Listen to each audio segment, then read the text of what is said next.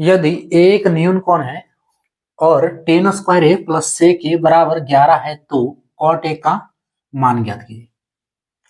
Hello dears, discuss कर रहे हैं एप्टीट्यूड। टॉपिक है ट्रिगोनोमेट्री और त्रिकोणमिति जिसे कहते हैं। प्रश्न को आरआरबी ग्रुप डी 2022 में पूछा है। आरआरबी ग्रुप डी 2022 में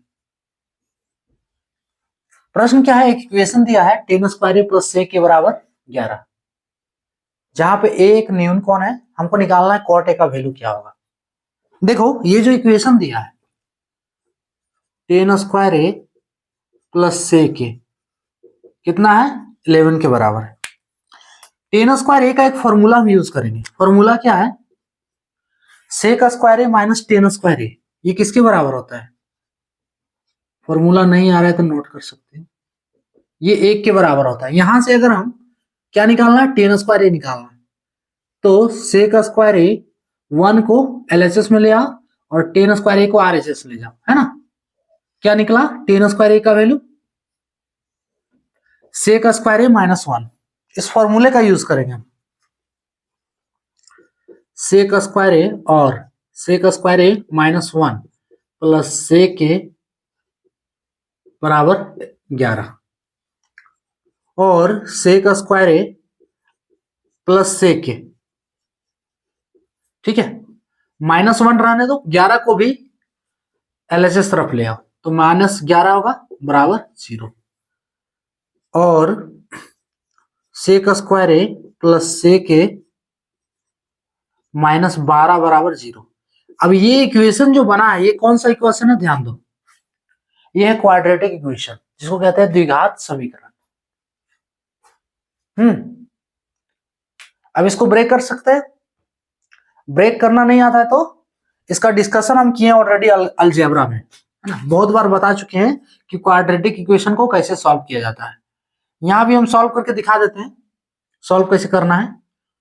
देखो सेक स्क्वायर ए प्लस सेक ए माइनस 12, पहले फर्स्ट टर्म एलएचएस का फर्स्ट टर्म और लास्ट टर्म, है ना, इसको गुना कर दो, तो सेक स्क्वायर ए और 12 को गुना करेंगे तो कितना मिलेगा, 12 सेक स्क्वायर ए। अब 12 सेक स्क्वायर का फैक्टर ऐसे करना है जिसके कैलकुलेशन से हमें बीच वाला वैल्यू मिल जाए।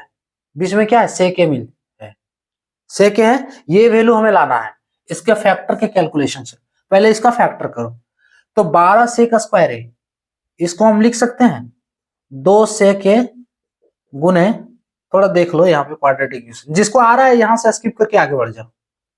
जिसको क्वाड्रेटिक इक्वेशन सॉल्व करने के लिए आ रहा है द्विघात समीकरण, आगे बढ़ जाओ यहां से। सो 2 सेक ए इंटू 6 सेक ए, ये तो 12 सेक ए हो रहा है, लेकिन इसका कोई सा कैलकुलेशन नहीं जो हमें सेक ए दे सके, ठीक है। एगो और एक है, ये पहला वाला फैक्टर, एगो अलग फैक्टर और है 3 सेक ए इंटू 4 सेक ए, इससे भी 12 सेक ए आ रहा है, इसका कैलकुलेशन से हमें सेक ए मिल जाएगा। कैसे मिलेगा, देखो 4 सेक ए माइनस 3 सेक ए लिख सकते हैं, 4 सेक ए माइनस 3 सेक ए बराबर 1 सेक ए, यानी कि सेक ए। तो इस सेक ए की जगह पे हम क्या लिखेंगे, 4 सेक ए माइनस 3 सेक ए, सेक स्क्वायर ए रहेगा प्लस 4 सेक ए माइनस 3 सेक ए माइनस 12 बराबर 0। अब इसको सॉल्व करो, सेक स्क्वायर ए माइनस 4 सेक ए, दोनों में कॉमन क्या है, दोनों में कॉमन है सेक ए, तो सेक ए को कॉमन कर लो ये दोनों में से। उसके बाद अगला बार ये दोनों में से कॉमन करना है। क्लियर, देखो ये दोनों में से कॉमन क्या किया, सेक ए किए, सेक स्क्वायर ए में से सेक ए कॉमन कर लिए, क्या हुआ, सेक ए बच रहा है। कॉमन करना यानी कि भाग देना, कॉमन इतना समझ लो कि कॉमन जो हम कर रहे हैं ये दोनों में मौजूद होना चाहिए, या जिस वैल्यू को हम कॉमन कर रहे हैं तो वो वैल्यू जिसमें हम कॉमन कर रहे हैं वो सबको डिवाइड कर देगा, सबको विभाजित कर देगा, ठीक है। वही वैल्यू हमें कॉमन करना है। तो देखो सेक ए को कॉमन किए तो सेक ए दोनों को डिवाइड कर सकता है पूरी तरह से, यानी सेक स्क्वायर ए को भी पूरी तरह से काट देगा और 4 सेक को भी पूरी तरह से काट देगा। तो जब सेक ए से सेक स्क्वायर ए डिवाइड करेंगे तो क्या बचेगा, सेक ए बचेगा। इसका भागफल सेक ए ही होगा ना, करके देख लो आप लोग। उसके बाद सेक ए को 4 सेक ए से डिवाइड करेंगे, सॉरी 4 सेक ए को सेक ए से डिवाइड, अरे सीधा समझो ना, 4 सेक ए डिवाइड सेक ए, ये सब बेसिक है, हम बता दे रहे हैं फिर भी। ठीक है, क्या बच रहा है देखो, सेक ए खत्म हो गया, 4 बच रहा है, तो इसकी जगह पे 4 हो गया। क्लियर। अब ई दोनों में से क्या कॉमन है, -3 कॉमन है, -3 सेक ए -12, तो ई दोनों में से -3 कॉमन है, -3 से डिवाइड करो, तो -3 से हम डिवाइड किए, -3 सेक ए को, तो क्या बचा, -3 कटा, अंदर क्या बचा, सेक ए, माइनस माइनस ये प्लस हो गया। अब 3 को 12 से डिवाइड करो, कितना बार में कटेगा, 4 बार में, तो ये 4 लिख देना, बराबर 0। और सेक ए -3 इसको एक ब्रैकेट में डालो, और सेक ए +4 2 ब्रैकेट है, इसका एक ब्रैकेट करना है। हाँ, क्लियर हो रहा है। सो सेक ए -3, सेक ए -3 बराबर 0, इसलिए सेक ए बराबर 3। क्लियर। उसके बाद सेक ए +4 बराबर 0, तो सेक ए बराबर 4। अब ध्यान दो, यहां सेक ए का 2 वैल्यू आ रहा है, सॉरी ये -4 होगा ना, -4, सेक ए का 2 वैल्यू आ रहा है, एक है 3, एक है -4, यानी कि पहला वाला वैल्यू जो है पॉजिटिव में और एक वैल्यू आया है नेगेटिव में। ध्यान दो, अब हमें कौन सा वैल्यू लेना है, हमें एक ही वैल्यू लेना है।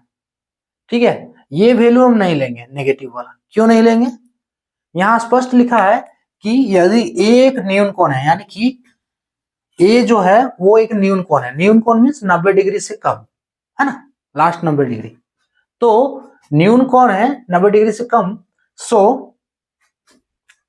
90 डिग्री से कम होना चाहिए।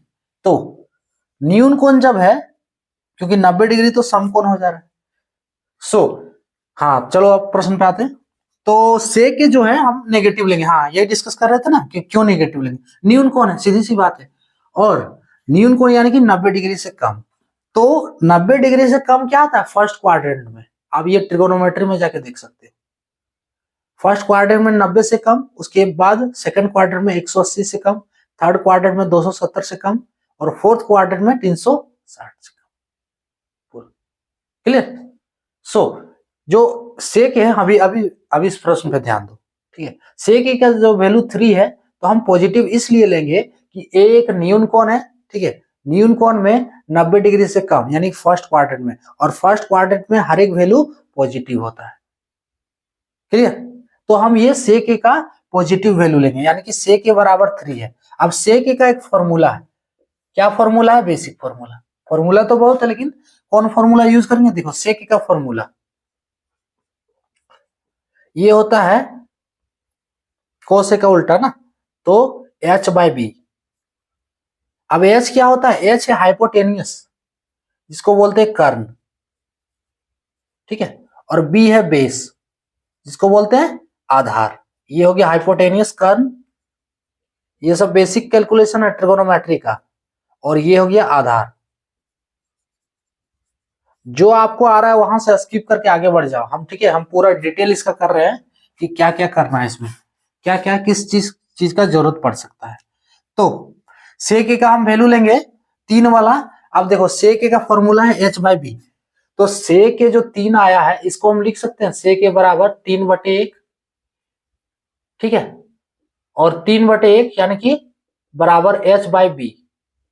अब ध्यान दो, h का वैल्यू हमको 3 मिल गया और b का वैल्यू 1 मिल गया, h बराबर 3 और b बराबर 1। हमको वैल्यू किसका चाहिए, प्रश्न में देखो कॉट ए का वैल्यू चाहिए। कॉट ए का फॉर्मूला क्या है, देखो यही लिखते हैं, कॉट ए, ये टेन ए का रेसिप्रोकल है, टेन ए का उल्टा, तो ये होता है b/p। हमको b का तो वैल्यू मिला है लेकिन p का वैल्यू नहीं मिल रहा है, नहीं मिला है, मिलेगा अभी। अब इसके लिए फॉर्मूला कौन सा लगाएंगे, पाइथागोरस थ्योरम। रफ में थोड़ा बना दे, देखो ये हाइपोटेनियस, ठीक है, ये अगर थीटा है तो परपेंडिकुलर और ये बेस, हमको क्या नहीं मिला है, बेस तो मिला है, परपेंडिकुलर नहीं मिला है। हाइपोटेनियस परपेंडिकुलर निकालने का रूल क्या है, पाइथागोरस थ्योरम, पाइथागोरस थ्योरम। ये क्या कहता है, परपेंडिकुलर निकालना है तो h इक्वल्स टू होता है root over p equals to हमको निकालना ना, so p equals to perpendicular जिसको बोलते हैं लंब, तो p equals to root over H square minus B square. अगर ये रूट फॉर्मूला नहीं आ रहा है कैसे हुआ क्या क्यों हो रहा है, तो फिर पाइथागोरस थ्योरम पहले पढ़ो, उसका डिस्कशन देखो, ठीक है, उसी से ये फॉर्मूला है, ये आपको याद कर लो फिलहाल अभी। So root over H square minus B square, H का वैल्यू क्या है देखो 3 है, तो 3 का स्क्वायर माइनस बी का वैल्यू 1 है तो 1 का स्क्वायर, रूट ओवर 3 का स्क्वायर कितना हो गया 9 माइनस 1 का स्क्वायर 1, फाइनली कितना हो गया रूट 8 हो गया। अब 8 को क्या लिखेंगे 2 रूट 2। अब बोलोगे कि रूट निकालना भी नहीं आ रहा है, तो रूट निकालना नहीं आ रहा है तो पावर इंडिसेस सर्ट्स का टॉपिक देखो, उसमें हम रूट का पूरा डिक्लेरेशन किए हैं कि क्या करना है, कैसे निकाला जाता है। फिलहाल यहाँ रफ देख लो, 8 का फैक्टर करोगे तो 2 4 बार में, 2 से जाएगा 4 बार में, फिर 2 से जाएगा 2 बार में। रूट निकालने के लिए हम क्या करते हैं, जितना फैक्टर है उसका आधा लेते हैं, तो यहाँ पे तो 3 फैक्टर है तो हम पहले 2 फैक्टर देखेंगे, 2 फैक्टर का आधा क्या हुआ 1 फैक्टर हुआ, उसके बाद एक जो बच गया है इसका तो आधा होगा नहीं है ना, तो ये रूट के अंदर ही रहेगा, तो ये हो गया 2 रूट 2। अब ये आधा क्यों लेते हैं, ये पूरा आप जाके देखो पावर इंडिसेस सर्ट्स में, वहां पे स्क्वायर रूट टॉपिक में बताया कि इसका हम फैक्टर आधा क्यों लेते हैं। चलो आगे बढ़ते हैं। अब देखो p का वैल्यू हमको कितना मिल गया 2 रूट 2, अब तो कॉट ए निकाल सकते हैं ना, cot A is equals to b by p, b का वैल्यू 1 है